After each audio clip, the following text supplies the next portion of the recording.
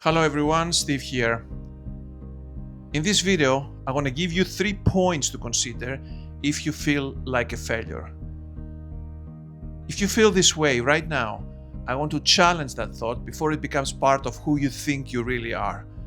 Because most people do not feel like failures simply because something went wrong.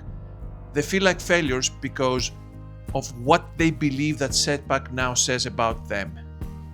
Maybe you lost a job recently, maybe a relationship ended, maybe your finances are not where you thought they would be, maybe your health confidence, family life or career has taken a hit, or maybe nothing dramatic has happened at all, but you have reached a point in life where you quietly look around and think, this is not where I thought I would be by now.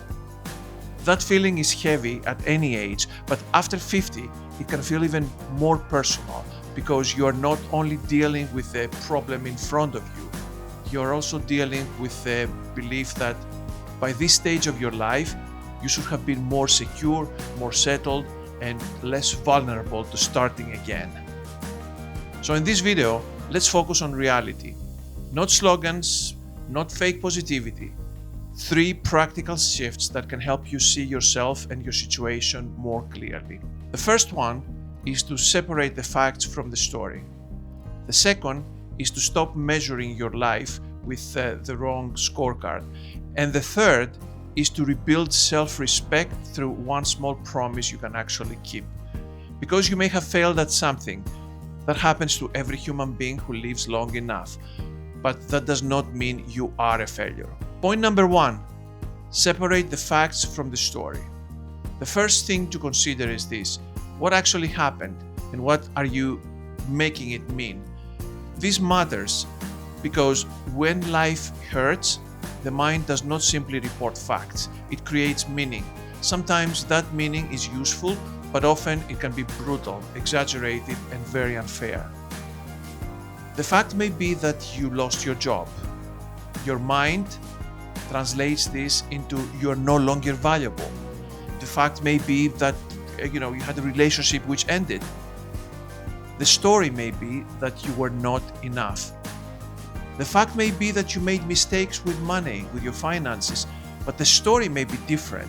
The story may tell you that you're responsible and you will never recover. Those are not the same thing. The fact is something you can face, assess, and respond to. A story is often fear pretending to be truth. This is one of the reasons people stay stuck after a setback. They're not only dealing with what happened, they are carrying this emotional interpretation of what really happened. And that interpretation can become more damaging than the event itself. Losing a job is painful, but making the decision that this means you're obsolete can quietly destroy your confidence. Going through a divorce is painful as well, but deciding that it means you are unlovable can make you withdraw from life. Pain is a powerful narrator, my friends, but it is not always an honest one. When you're hurting, your mind edits your life. It shows you the mistakes, the missed chances, the people who left, the decisions you regret, and the moments where you wish you had been stronger or wiser. What is often leaves out is the full context. It does not show you the years you worked hard, the people you supported, the problems you solved, the responsibilities you carried, and the private battles you survived without anyone uploading. So, if you feel like a failure, do not start by trying to motivate yourself. Start by getting accurate. Write down what actually happened, then write down what your mind is adding to it. So, the fact is, I lost my job. The story could be, I have no value anymore. Or the fact is, my relationship ended. The story could be, nobody will love me again. The facts may still be serious. They may require some action, some help, and some change. But the story may be false. And if you treat a false story as truth, you will build your next chapter on fear. That is the first shift. You're not denying reality. You're cleaning it up and you're saying, okay, this happened and I need to deal with it. But I would not allow my mind to turn this into proof that I have no worth. That distinction is not soft.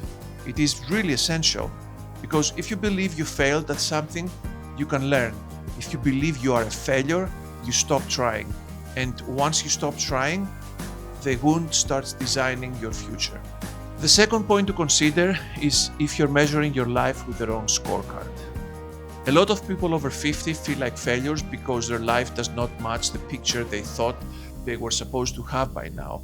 There is an invisible checklist that many of us carry through the years. But at this age, we think we should have a certain level of financial security, of career stability, of confidence, of health, relationship success, family peace, and some real clarity on what's next. We think we should know exactly who we are. We think we should have fewer doubts. We think life should feel more organized than it does. And when reality does not match that picture, we assume we have failed. But the question is, who gave you that scorecard? Was it yours? Or did you inherit it? Many people spend decades chasing definitions of success they never consciously chose. They absorb them from parents, from culture, from the work environment, school, social media, some old friends, some former colleagues, and younger versions of themselves. For example, for myself, growing up, I knew exactly what was the right thing to do. Be a good kid, finish school, then take the exams, get into college, become someone really worthy and respectful, then make a family, have kids, have a great job, save a good lot of money, and then retire happily thereafter to take care of my grandkids. That is not actually the way it should be. Then, those people, including myself, we reach midlife or later life, and we feel ashamed because the real life does not match a script that may never have been right for them in the first place, for us. This is where you need to be honest. At 25 or 30, success may have meant proving yourself. It may have meant promotion, money, status, recognition, building a family, buying a home, becoming really respected, or showing the world that you were capable of things. There's nothing wrong with those things, but after 50, the definition often changes. You may still want success, but you may want it to feel different. You may want peace more than status.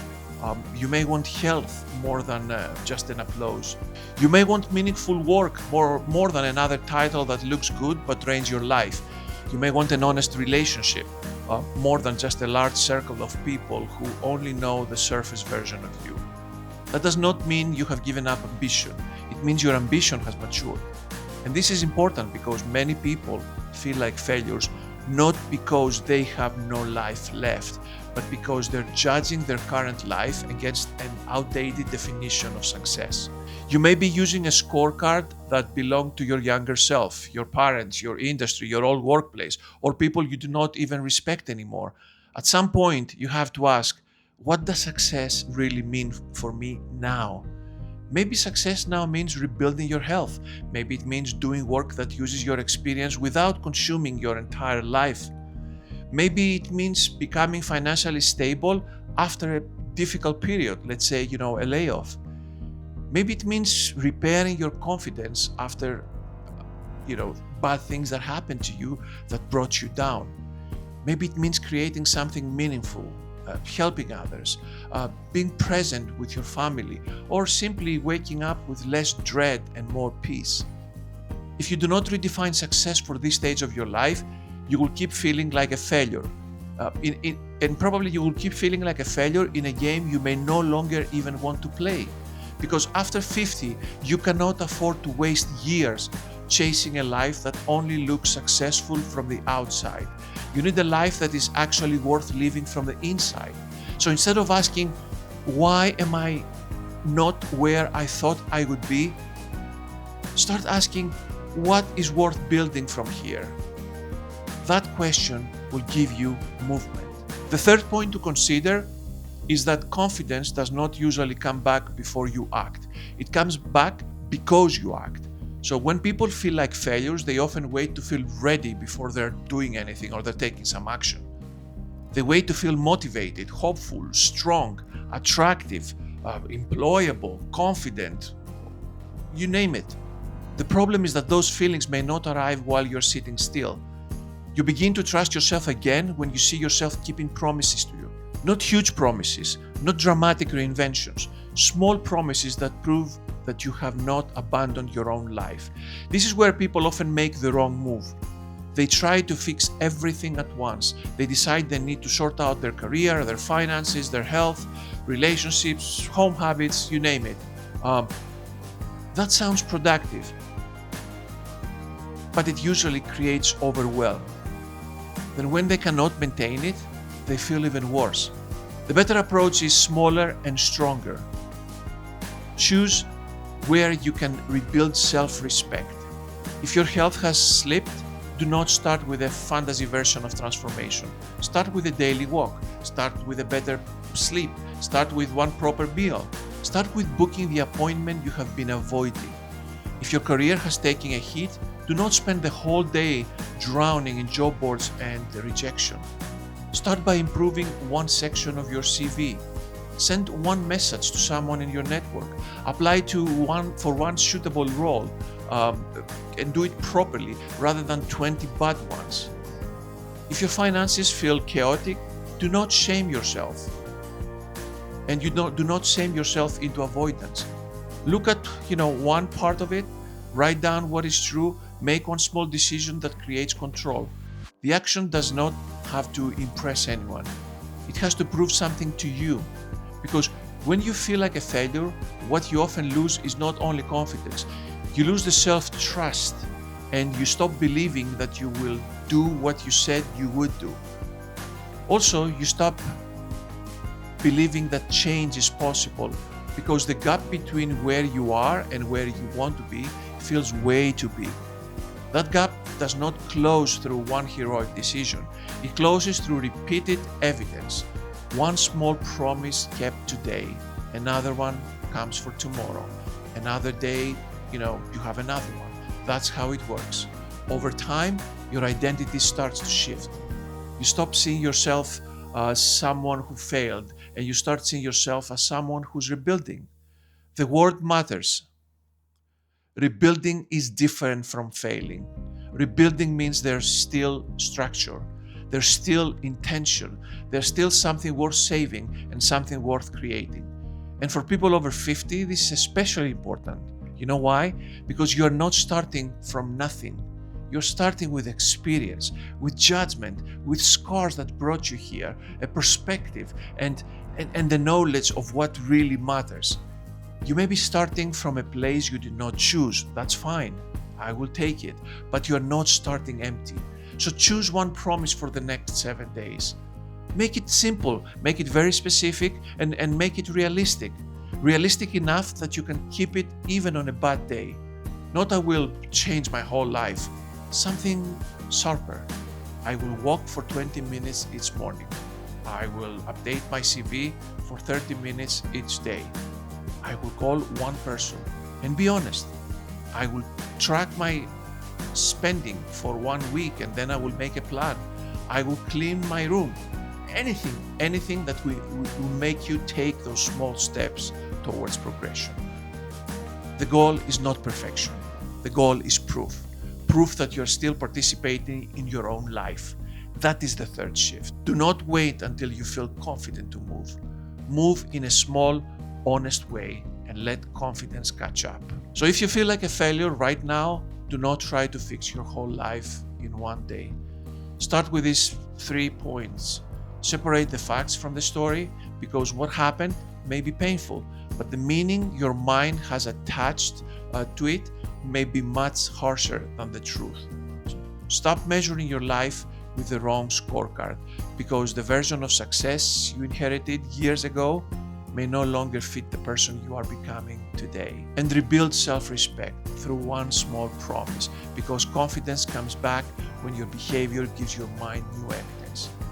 You may have failed something, you may have lost something, you may have some regrets, you may have to start again later than you wanted. But none of that means your life is over, and none of it means you are a failure. It means you are human, and definitely it does not mean your story is finished. The next chapter does not need you to be perfect. It needs you to be honest. It needs you to stop turning pain into identity. It needs you to take one step that proves you have not given up on yourself. And maybe that's where you start, just with one honest decision that says, I'm not finished yet. Till next time, thanks for watching.